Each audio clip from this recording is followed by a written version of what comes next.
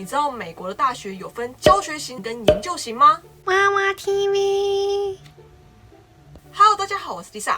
美国的大学呢有分成教学型跟研究型，他们各司其职，各自有不同的目标及理念，没有地位高低之争，而是分工互补。那什么是研究型大学？什么又是教学型大学呢？在加州 UC 系列的学校呢被称为研究型大学，而 CSU 系列的学校，也就是大家口中的州立大学呢，则被称为教学型大学。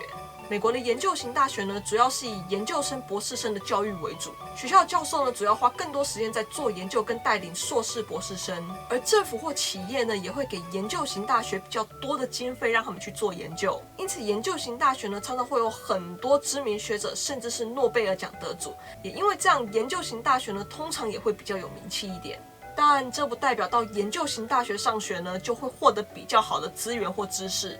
因为经费大多数都是用来做研究的，而且好的学者呢，并不代表他会是一名好老师。在研究型大学呢，教授们会花比较多的精力在做研究跟写论文上面，因为这样他们才可以获得比较高的身份地位以及经费。也或许他们根本不 care 什么身份地位，只是单纯的喜欢做研究而已。不可否认的，大学的确有很多这种人的存在。所以很多研究型大学的教授们会放比较少的精力在大学生们身上。大学生们的课程呢，大多是大班演讲型的课程比较多，而教授跟学生们的互动交流时间也会比较少。教授呢，可能就是上课的时间到教室来讲一讲之后呢，下课就回去研究室继续做研究写论文了。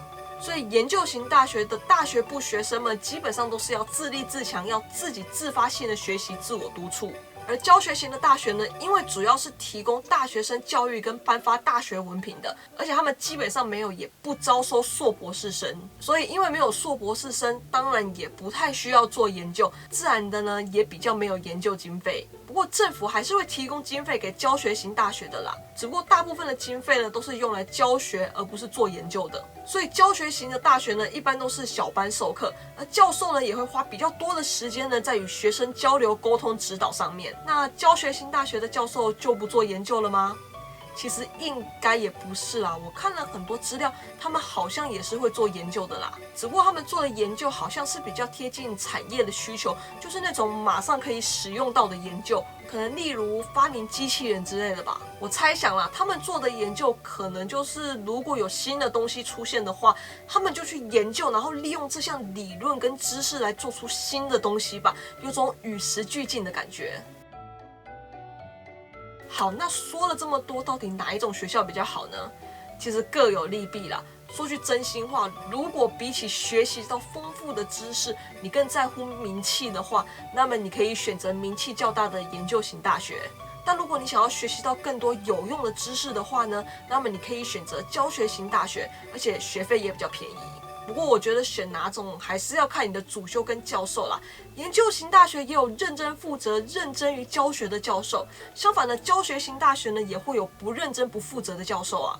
再来，如果你的主修不是那种需要做研究的科目，例如音乐、艺术、语言类科目等等的话，那么其实没有什么差啦。像我就是在研究型大学里面读音乐系，由于我们音乐系是比较小的部门，所以我们基本上都是小班制。那我们很多教授呢，虽然也是会创作、会开演奏会，但他们每个人呢也都是很认真负责的在教学上面。我们跟教授接触的时间呢也非常的多。那我在学校呢也是有去拿一些日文课，他们语言部门呢也都是小班制，每位教授呢也都教得非常好，跟学生的互动呢也都很频繁。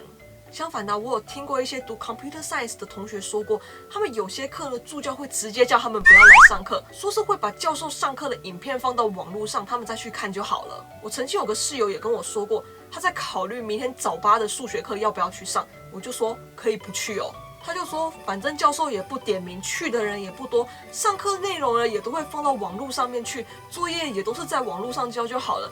而且教授上课呢，也就是自言自语，根本没有人理他，也没有人提问。然后我就3条线，超羡慕他的。我上的课呢，都是要亲自到学校去上，而且每个教授呢都会点名，作业也都是纸笔或者是演奏。所以说啦，2种学校呢都有好有坏，要选哪一种学校呢？大家就自己评估一下啦。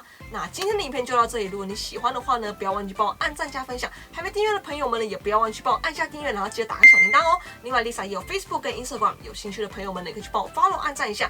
那我们就下次见啦，拜拜。